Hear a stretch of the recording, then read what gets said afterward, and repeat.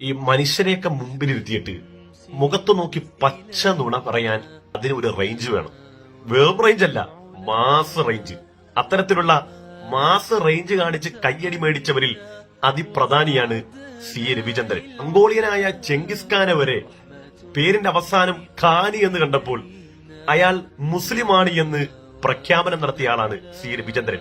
അതുകൊണ്ട് തന്നെ നുണക്ക് ഒട്ടും തന്നെ യാതൊരു പഞ്ഞും ഉണ്ടാവൂല. യുക്തിവാദി ആയതുകൊണ്ടും മതത്തിന്റെ നിയമങ്ങളൊന്നും തന്നെ ബാധിക്കാത്തത് കൊണ്ടും പിന്നെ നുണകൾക്ക് പരിധിയും പരിമിതികളൊന്നും വേണ്ടല്ലോ.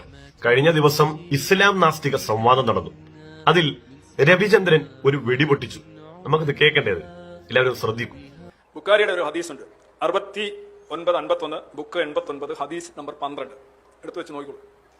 അതിൽ പറയുന്നത്, ഒരു മുസ്ലിമിനെ അവൻ ചെയ്യുന്ന കാര്യങ്ങൾ അത് തെറ്റാണെങ്കിൽ പോലും മറ്റ് മുസ്ലിങ്ങൾ അവനെതിരെ കുറ്റം കണ്ടെത്തുകയോ അവനെതിരെ തിരിയുകയോ ചെയ്യാൻ പാടില്ല. അവനെ ആരെങ്കിലും പീഡിപ്പിക്കാനോ പിടികൂടാനോ ശ്രമിക്കുകയാണെങ്കിലും അതിന് കൂടെ നിൽക്കരുത് എന്നാണ്. ഇതാണ് collective blind responsibility of eliminating from religious. രണ്ടു വരി പ്രവാചക അധ്യാപനത്തിൽ നിന്ന് നിങ്ങൾ എന്തൊരു നുണയാണ് രവിചന്ദ്ര പറഞ്ഞത്. ഉള്ളത് തന്നെ പറയാൻ ധാരാളമുള്ളപ്പോൾ എന്തിനാണ് ഈ ഇല്ലാത്തത് കറ്റി ഉണ്ടാക്കിക്കൊണ്ടുവരുന്നത്? രവിചന്ദ്രൻ ഈ വായിച്ച ഹദീസ് നിങ്ങൾ ശ്രദ്ധിച്ചില്ലേ?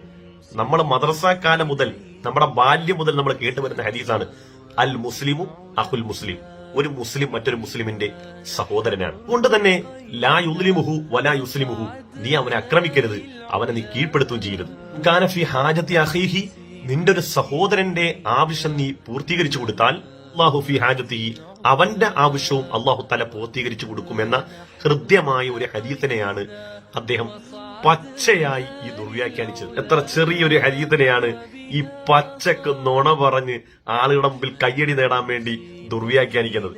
എന്റെ രവിചന്ദ്ര, ആ ചെറിയൊരു ഹദീസിൽ എവിടെയാണ് ഒരു മുസ്ലിം എന്ത് തെറ്റ് ചെയ്താലും അവനെ ചോദ്യം ചെയ്യാൻ പാടില്ല, അവന് പിടികൂടാൻ പാടില്ല എന്ന് പറയുന്നത്?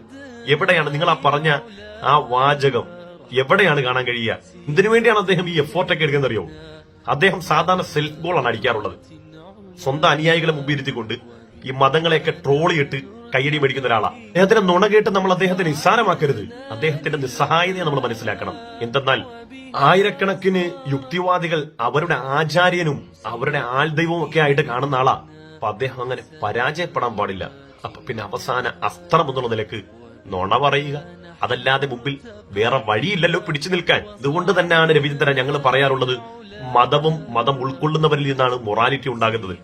നിങ്ങളൊന്ന് നോക്കൂ, നിങ്ങളുടെ സഹസംവാദകനായ ആളിൽ നിന്ന് ഏതെങ്കിലും ഒരു ഘട്ടത്തിൽ നിങ്ങളെ സർവൈവൽ ചെയ്യാൻ, നിങ്ങളെ അതിജീവിക്കാൻ വേണ്ടി, നിങ്ങളെ തോൽപ്പിക്കാൻ വേണ്ടി, നിങ്ങളെ സ്തബ്ധനാക്കാൻ വേണ്ടി ഏതെങ്കിലും ഒരു റഫറൻസ് കട്ടുവായിക്കുകയോ ദുർവ്യാഖ്യാനം ചെയ്യുകയോ ചെയ്യാൻ കാണാൻ കഴിയും.